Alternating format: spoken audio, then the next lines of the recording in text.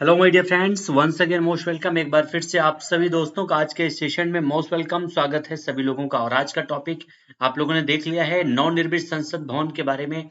आज के इस सेशन में हम लोग चर्चा करने वाले हैं। तो टॉपिक को शुरू करने से पहले एक बार सभी लोग सेशन को लाइक और शेयर जरूर कर दीजिएगा, जहां पर आज इस टॉपिक से संबंधित मोस्ट इंपॉर्टेंट 100 क्वेश्चन के बारे में हम लोग डिस्कस करेंगे। तो चलिए ये मूव करते हैं आज के अपने सेशन की तरफ और देखेंगे कौन कौन से पॉइंट हैं जो काफी इंपॉर्टेंट है और आपको आपके एग्जाम के लिए याद रखना जरूरी है। ठीक है, सबसे पहले बात करते हैं बेसिक पॉइंट की। ये हमारा जो नवनिर्मित संसद भवन है इसके बारे में। तो याद रखिएगा, पहला पॉइंट जो आपको याद रखना है कि जो नवनिर्मित संसद भवन हमारा है इसका टाइम कितना लगा है। 3 वर्षों का टाइम लगा है इसके निर्माण में और लगभग 23 लाख मानव दिवस में इसको निर्मित किया गया है। कौन से प्रोजेक्ट के तहत? तो उस प्रोजेक्ट का नाम है सेंट्रल विस्टा प्रोजेक्ट। ठीक है, कुल 60,000 मजदूर लगे थे इसके निर्माण में और इसका कुल क्षेत्रफल कितना है? तो लगभग 64,500 वर्ग मीटर। ठीक है, लागत कितनी है? तो लगभग 1200 करोड़ रुपए टोटल इसकी लागत आई है और इसका आकार जो है त्रिकोण है और लगभग एक प्रकार से खटकोण, यहाँ बीच में आप देख सकते हैं जो एक प्रकार से थोड़ा थोड़ा सा कट किया गया है। तो इस प्रकार से खटकोण का आकार भी यहाँ पर इस संसद भवन में प्राप्त होता है। तो आपके आंसर में अगर एग्जाम में आ जाए तो दोनों के हिसाब से आप लोग आंसर कीजिएगा। ठीक है, नेक्स्ट हमारा है, अगले पॉइंट की बात करें जो इंपॉर्टेंट है। पहला, इस दरवाजे में यहाँ पर आपके एक प्रकार से जो संसद भवन है उसमें दो आपके तीन मुख्य दरवाजों के बारे में आपको याद रखना है। तीन उप दरवाजे हैं जिनमें से जो तीन मुख्य दरवाजे हैं वो काफी इंपॉर्टेंट है। पहला है जिसका नाम है ज्ञान द्वार। क्या नाम है? ज्ञान द्वार इसका नाम है, जो जल को समर्पित है और यहाँ पर मकर और हंस की आकृति बनाई गई है ज्ञान द्वार पे दोनों तरफ। ठीक है, जो कर्म द्वार है उसको थल को समर्पित किया गया है और ये जो है इसके दोनों तरफ, दरवाजों के दोनों तरफ जो है अश्व की और गण की आकृति बनाई गई है। और शक्ति द्वार जो है ये वायु को समर्पित है और इसके जो सामने है, शक्ति द्वार के सामने गरुड़ और शार्दुल दोनों तरफ जो है अलग अलग आकृतियां बनाई गई हैं। तो ये आकृति काफी इंपॉर्टेंट है, याद रखिएगा। आपके किसी न किसी एग्जाम में यहां से क्वेश्चन डेफिनेटली बनना है। अगर एग्जामिनर, अगर कोई एग्जाम में थोड़ा सा डीप में जाएगा तो आपके इन दरवाजों से क्वेश्चन जरूर बन सकता है। कुल 92 कमरे बने हैं इस पूरे संसद भवन में और लगभग 1700 से ज्यादा दरवाजे और खिड़कियां इसमें निर्मित की गई हैं। ठीक है, नेक्स्ट पॉइंट की बात करें तो इनके दीवारों पर कई अलग अलग जो दीवारें हैं उनपे वेद और उपनिषदों के संस्कृत के जो बहुत ही महत्वपूर्ण श्लोक हैं, जो लोगों को एक प्रकार से नैतिकता का पाठ पढ़ाते हैं, वो सारे वेद और उपनिषद के श्लोकों को अंकित किया गया है दीवारों पर। और साथ ही साथ इसके मध्य में आपने देखा होगा, जैसे कि यहाँ पर आप मध्य में देख सकते हैं, बीच में यहाँ पर जो है संसद भवन के बीच में आपका हमारे देश का राष्ट्रीय चिन्ह है जो कांसे से निर्मित किया गया है। कांसे से निर्मित है, याद रखिएगा। और ये है क्या? तो अशोक स्तंभ। इसमें अशोक स्तंभ के 4 सिंहों का निर्माण किया गया है। काफी विवाद भी हुआ था, आपको पता है, क्योंकि अशोक स्तंभ में जो सिंह थे वो शांत थे, लेकिन यहाँ पर जो सिंहों का निर्माण किया गया ये भयंकर प्रकार से जो है काफी गुस्से वाले सिंह दिखाए गए हैं और इसी वजह से काफी विरोध भी किया गया था। लेकिन उनको समझना चाहिए कि आज का भारत दहाड़ने वाला भारत है। इसका जो है लगभग वजन कितना है? तो 9500 किलोग्राम है और इसकी ऊंचाई लगभग 6.5 मीटर है। इसमें इसी आपके संसद में जो इसकी पेंटिंग है वो फ्रेस्को विधि से एक प्रकार से पेंटिंग भी की गई है। जो जनता अजंता की जो आपकी गुफाएं हैं महाराष्ट्र में, वहां पर भी ये पेंटिंग प्राप्त होती है। इसके मुख्य द्वार पर सत्यमेव जयते लिखा गया है और लगभग 92 कमरे हैं पूरे संसद भवन में। पूरे संसद की जो संरचनाएं हैं डियर, वो 3 प्रकार से आधारित हैं। किससे हैं? हमारे देश के जो 3 महत्वपूर्ण राष्ट्रीय चिन्ह हैं उन पर आधारित है। पहले तो जो आपका आंगन है वहां पर एक विशाल वृक्ष लगाया गया है, बरगद का राष्ट्रीय वृक्ष जो हमारे देश का है, जो आप देख सकते हैं ये आपका आंगन टाइप का, यहाँ पर बरगद के वृक्ष लगाए गए हैं। उसके अलावा हमारे देश का जो एक प्रकार से लोकसभा है, लोकसभा में हरे रंग से उसको निर्मित किया गया है, मयूर आकृति दी गई है। किसकी? तो मयूर आकृति दिया गया है, देख सकते हैं हमारे देश का राष्ट्रीय पक्षी है मोर, इसी की आकृति में लोकसभा का निर्माण किया गया है। और जो आपका राज्यसभा है इसका निर्माण कमल की तरह किया गया है, जो हमारे देश का राष्ट्रीय पुष्प है। ठीक है, कमल की आकृति में इसका निर्मित किया गया है। राज्यसभा जो है लाल रंग की है।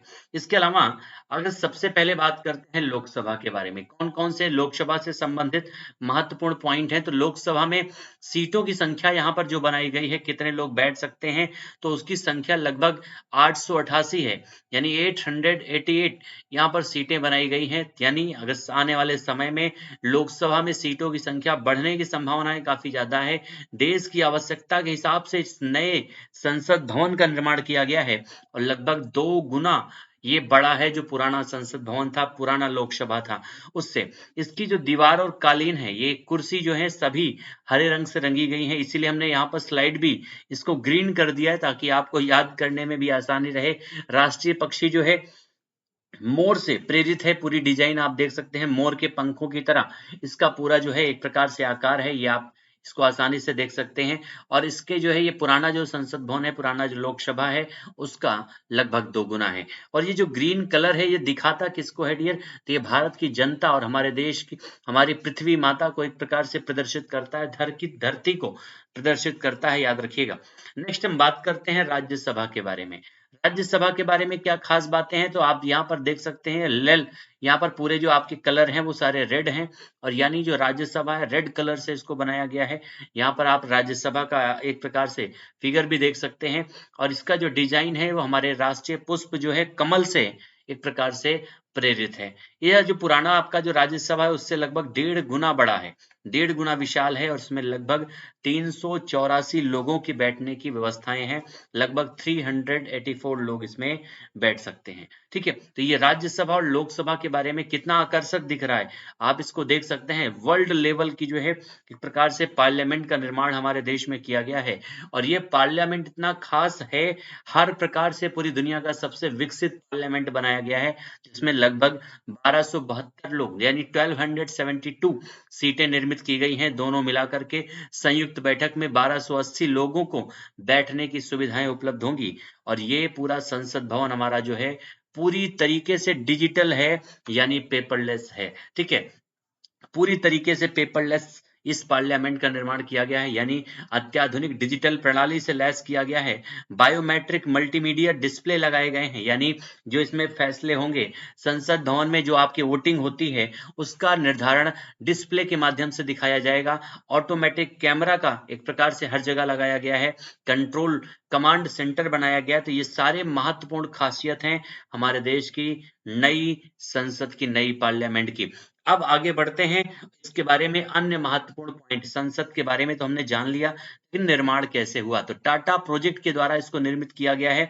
डिजाइन किसने किया था, तो HCP design and management private limited के द्वारा जो है इसको डिजाइन किया गया था। इसके निर्देशक कौन रहे, तो विमल पटेल गुजरात से हैं जो इसके निर्देशक रहे हैं, और इसका उद्घाटन नए संसद भवन का हमारे देश के प्रधानमंत्री नरेंद्र मोदी जी के द्वारा 28 मई 2023 को वीर सावरकर की जयंती के अवसर पर जो है हमारे देश में इस संसद भवन का उद्घाटन किया गया है।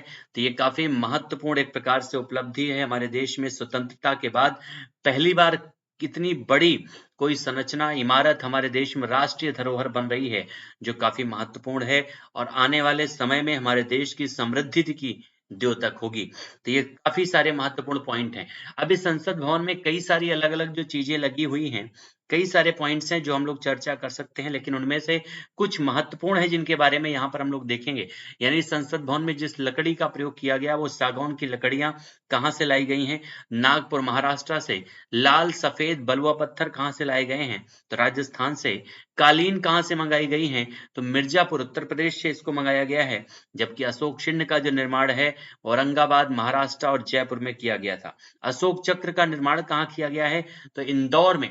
ये सारे महत्वपूर्ण पॉइंट हैं जो आप लोग याद रख सकते हैं और आपके एग्जाम में आने की संभावनाएं सर्वाधिक है। अब बात करते हैं शेंगोल की। ठीक है, ये भी काफी चर्चा में रहा है क्योंकि हमारे देश की आजादी के बाद से एक प्रकार से अदृश्य हो गया था।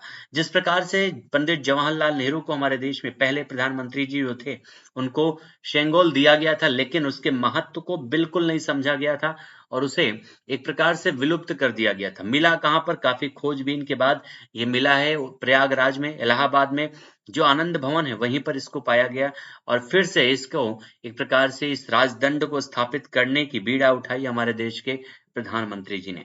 इसके बारे में अगर हम बात करें तो जो सेंगोल है, इसे हमारे देश के प्रधानमंत्री को आदिनम शंत तमिलनाडु के जो हैं उन्हीं के द्वारा प्रधानमंत्री जी को सौंपा गया और इसके बाद इसे लोकसभा अध्यक्ष की जो चेयर है उसी के पास इसको स्थापित कर दिया गया। ठीक है, इसका अर्थ क्या होता है? तो नीति परायणता, यानी सेंगोल का मतलब होता है देश में न्यायिक व्यवस्था को बनाए रखना।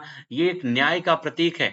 भगवान नंदी जो है इसके शीर्ष पर विराजमान है, जैसा कि आप देख सकते हैं। ठीक है, भगवान नंदी का चित्र यहाँ पर बना हुआ है, आकृति इसके शीर्ष पर, और ये जो है न्याय का प्रतीक है। इसके पहले कब दिया गया था? तो 14 अगस्त 1947 को भारत के प्रधानमंत्री जो थे, पहले प्रधानमंत्री थे, उन्हीं को सौंपा गया था।